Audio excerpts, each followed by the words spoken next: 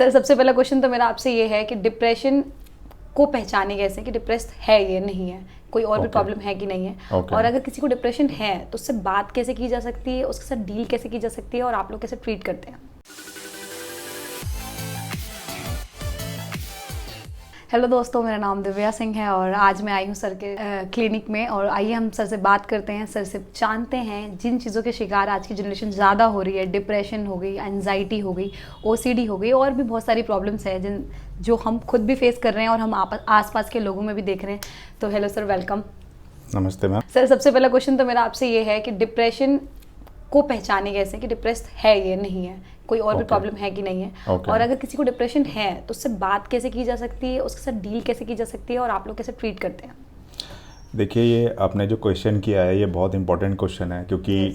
आज की डेट में काफ़ी जो लोग हैं उनको पता ही नहीं है कि डिप्रेशन होता क्या है, और इस चीज़ की वजह से वो काफ़ी समय तक इस बीमारी से सफ़र करते हैं, क्रोनिक कर लेते हैं, फिर वो एक टाइम के बाद इलाज के लायक भी नहीं रहती है।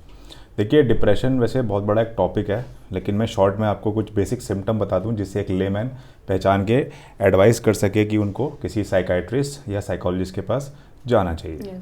सबसे पहले एक बेसिक सिम्टम डिप्रेशन का जो होता है वो ये होता है कि डिप्रेशन का जो पेशेंट होता है वो आपको कभी भी खुश नहीं मिलेगा। इसमें थोड़ा सा कॉन्फ्लिक्ट ये होता है, किसी किसी की पर्सनैलिटी होती है कि जो अंदर से खुश हैं पर वो दिखने में ऐसा लगता है कि वो खुश नहीं है। लेकिन डिप्रेशन का केस ये होगा कि जैसे आप किसी को बहुत पहले से जानते हैं और सडनली आपने देखा कि उनके अंदर एक चेंज आता है कि वो बात करना बंद कर देते हैं, और ग्रूमिंग जैसे सबको शौक होता है, मैंने एक बार पहले भी एक शूट में बताया था। ग्रूमिंग ख़त्म हो जाती है और आपको हर वक्त ये लगता है कि हर समय कि मैं बस अकेला रहूं, अंधेरे में बैठूं, कोई मुझसे बात ना करे, और हर वक्त आपको ये बोल सकते हैं कि आपको सुसाइडल थॉट भी आने शुरू होते हैं। तो जैसे कि क्या होता है ना कि मेरी अगर किसी भी चीज़ को लेके उत्तेजना कम हो जाए, क्योंकि हम लाइफ जीते हैं, सुबह उठते हैं, हम रोज़ हमारा एक प्लान होता है कुछ ना कुछ, चाहे हम जॉब में हों चाहे बिजनेस में हों, तो सुबह उठ के हम कपड़े पहनते हैं, एक मिक्स एंड मैच करते हैं, प्लानिंग करते हैं आज हम ये करेंगे। डिप्रेशन के पेशेंट का कोई प्लान नहीं होता है। डिप्रेशन का पेशेंट के जो डेली लाइफ रूटीन है वो सेम पैटर्न पे चलती है। इंसोम्निया क्योंकि उसको रहता है, रात भर वो यही सोचता रहता है कि ये लाइफ ख़राब है। सेल्फ डाउट भी रहता है। सेल्फ डाउट भी रहते हैं। एंड मैंने आपको बताया ना कि डिप्रेशन का जो कॉमन सिम्टम है ना, जैसे मान लीजिए आपके नेबर हैं कोई जिनको आप काफ़ी समय से जानते हैं और आपको लगता था कि वो आपसे हाय हेलो कर रहे हैं और हमेशा आपको ग्रूम दिखते हैं और टाइम से आ रहे हैं और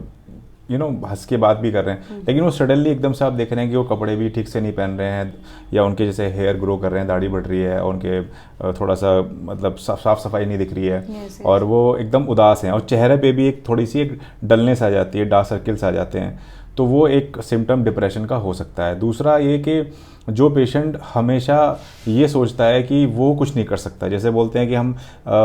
दूसरों से इन्फीरियरिटी कॉम्प्लेक्स होता है, कई बार ऐसा होता है कि वो इन्फीरियरिटी कॉम्प्लेक्स खुद से हो जाता है कि खुद का सेल्फ कॉन्फिडेंस इतना लो हो जाता है कि उसमें हम ये देखते हैं कि हमसे कुछ नहीं हो सकता, आपका पोटेंशियल आपको ही नहीं पता होता। तो वो भी एक होता है कि आपका जो कॉन्फिडेंस होता है वो इतना लो हो जाता है कि आप खुद सोचते हो कि जब मैं कुछ कर ही नहीं सकता तो मुझे इस दुनिया में रहने का कोई फ़ायदा नहीं है और ना ही मुझे कुछ करना चाहिए। जॉब के लिए अगर वो सोचेगा तो मैं जॉब में परफॉर्मेंस नहीं दे सकता क्योंकि मैं कुछ नहीं कर सकता।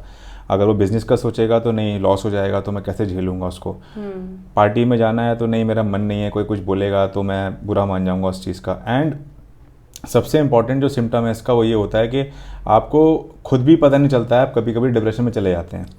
बहुत से लोग होते हैं जिनकी एक हिस्ट्री होती है, जैसे कि किसी ने बहुत नज़दीकी कोई ऐसा इंसान है जिसकी डेथ हो गई आपके सामने,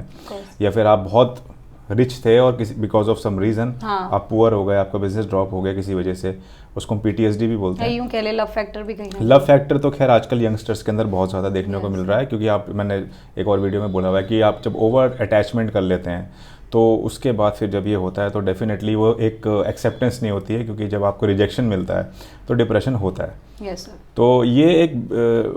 जो मैं बोल सकता हूँ कि एक मुख्य इसके वो हैं सिम्टम, जिसको अगर कोई भी देखता है ऐसे किसी आपके आसपास, आपके घर में, आपके पड़ोस में, या आपके अपने कोई दोस्त हैं जो आपको काफ़ी समय से आपको लग रहा है कि ये इस तरह के सिम्टम जो मैंने बताए हो रहे हैं, तो उनको एक बार एक परामर्श साइकाइट्रिस्ट या साइकोलॉजिस्ट से लेना चाहिए। Yes sir. तो ट्रीट कैसे करते हैं आप इन सब चीज़ों में, डील कैसे करते हैं उन पेशेंट्स के साथ? देखिए, डील ऐसे करते हैं कि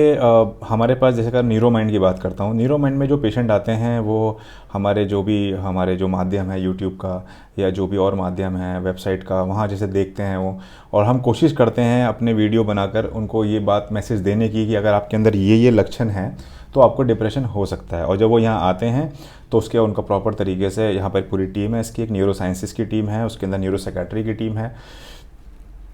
उनका असेसमेंट करते हैं हम, जिसका एक पूरा स्केल होता है जिसके हमें पता लगता है कि हमें इनको डिप्रेशन का भी मतलब कौन सा ग्रेड का डिप्रेशन है। Yes. तो प्रॉपर साइकोलॉजिकल असेसमेंट के बाद जब हमें पता लग जाता है कि इनको मॉडरेट है या सीवियर है ना, या फिर माइल्ड है लेकिन डिप्रेशन है, तो उसका ट्रीटमेंट, ये एक अलग बात है कि यहाँ न्यूरो माइंड में TMS और केटामिन के द्वारा होता है, लेकिन yes, assessment is very important, क्योंकि जब आप किसी स्पेशलिस्ट के पास जाते हैं, चाहे वो साइकोलॉजिस्ट हों या साइकेट्रिस्ट हों,